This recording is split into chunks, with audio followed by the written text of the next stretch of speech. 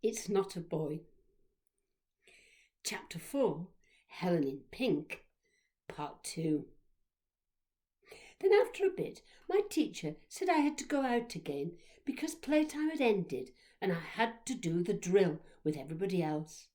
She blew the whistle and we had to do how to get back into your classroom lesson. First we had to line up sideways. Then we had to put our right hand on the next person's shoulder and stand there till my teacher's whistle blew. Every time the whistle blew, you had to do something that my teacher shouted at you. Arms down, whistle, jump, turn, whistle, forward, march, whistle, left, right, whistle, whistle, whistle. We all had to swing our arms and go back into our classroom. I was doing it all right until I looked at Brenda and we started to laugh, and we could hardly get back into our classroom for laughing. I was no good at drill. Now, who has been good? Who am I going to choose to give our baby dolly a bath? Sing-songed my teacher, and she held up a baby doll dressed in white. All of us girls and some of the boys folded their arms and held them high on their stuck-out chests.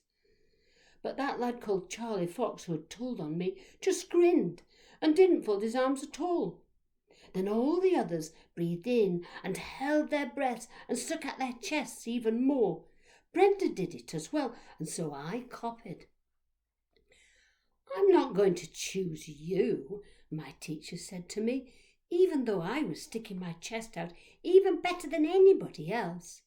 You have not been good, so I won't choose you. Now let me see. She was looking round her class. I think I'm going to choose Helen. Yes, Helen King, you've been a good little girl. You can wash the baby dolly. Come out here in front.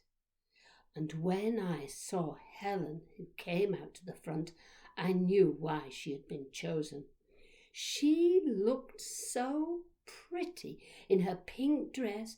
Her fair hair hung in gentle curls, and her skin was smooth and white, just like a hen's eggshell.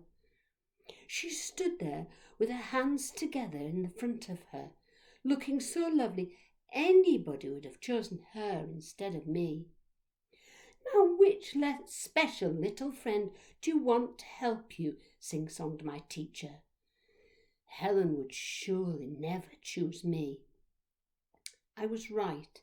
She didn't choose me, and she couldn't see anybody else she wanted either. So off she went on her own to that sink where I had been told to stand at playtime because I had not been good. Oh, how I hated that sink then. But oh, how I would have loved to have been there now as Helen's special little friend, washing that baby doll with soft white soap and drying it on a cuddly fluffy towel. At dinner time we went into our playground again, but this time there was an old lady with us. She was called Miss Kenny, and she had to take us to Ringham Village Hall where we had to eat our dinner. Miss Kenny wore a beige raincoat, the same colour as my cardie, and a brown felt hat with a strap under it, a bit like a basket upside down. But she carried a basket, like a hat, the right way up, of course. All the kids called this basket Lucky Basket because they said she kept goodies in there for some lucky kids. After dinner, we played in our playground. I didn't forget that lad, though, in case he got me when I had my back turned. We had handkerchief lesson in the afternoon. My teacher said, "Now, children, when I tap on the desk, I want to get your handkerchiefs out, please." She banged on the desk, and everybody shuffled about and fumbled in their pockets. I felt up my beige cardie sleeve and found my little brown hanky that Mum had made me. I watched everybody else, and they put their hands in their pockets or up their sleeves and held out their hankies in front. I could see Helen's hanky, and it was pure white with pink lace round. Brenda's hanky was grey. Charlie Fox hadn't got a hanky. Now, children, when I tap again, I want you to hold your handkerchief high above your heads. Bang! They all lifted their hankies high up like flags, and I did the same. I wasn't in trouble this time. It was Charlie's turn, and he was in trouble because he hadn't got a hanky. Charlie Fox, if I have told you once, I have told you 100 times, you must have a handkerchief in school, said our teacher in a big, bellow voice, and she gave him a bit of brown paper to use when his nose dripped. At the end of the day, we had story time, and I loved it. This was the best part of coming to school. Our teacher read to us.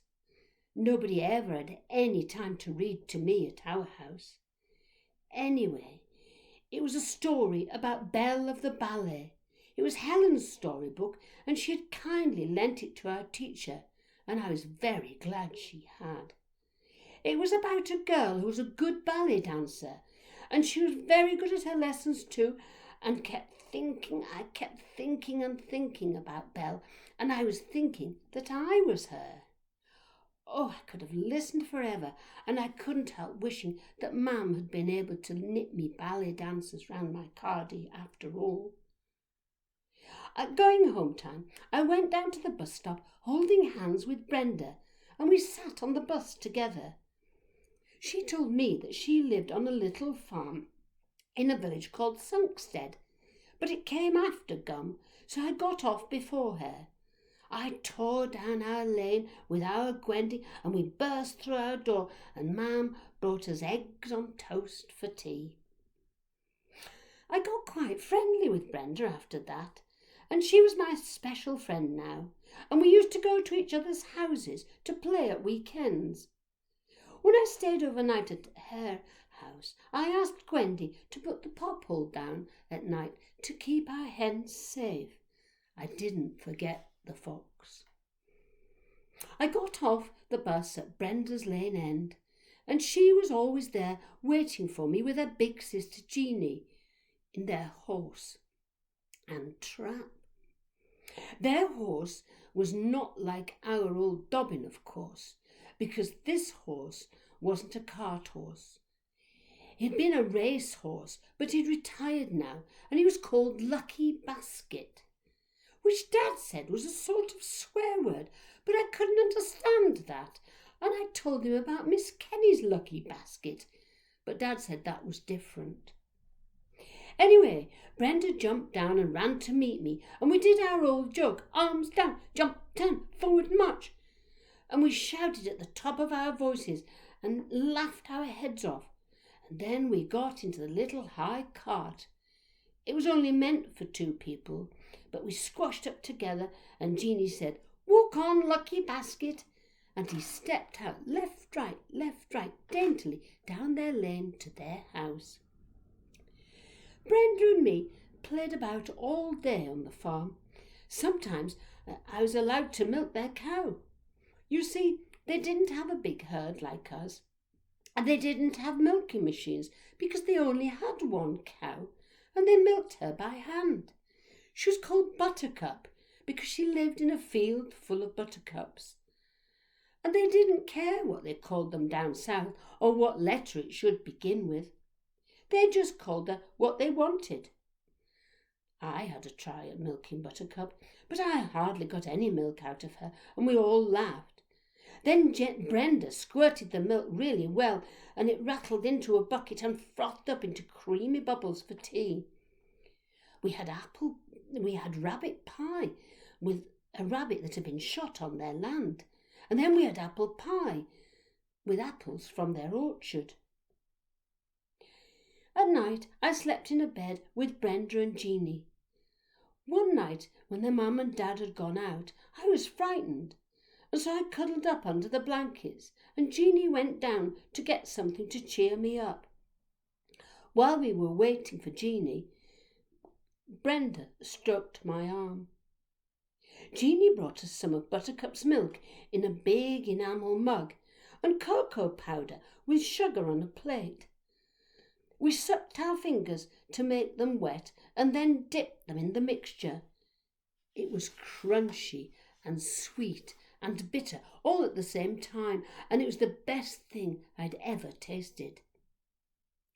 Then we passed the mug round with Buttercup's milk, and we all had a drink. I fell asleep with Jeanie on one side and Brenda on the other. Next day, when it was time to go home, Jeanie got Lucky Basket ready. Then Brenda and me did arms down, jump, turn, forward, march, and we laughed our heads off, and we marched up with Lucky Basket pulling the trap.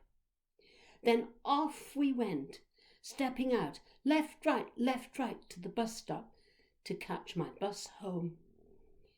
Then on Monday, it was school again. School went on the same as it always had. Helen always knew the answers and was good at everything, and I hadn't found anything to put on my what I am good at list. But I had found Brenda.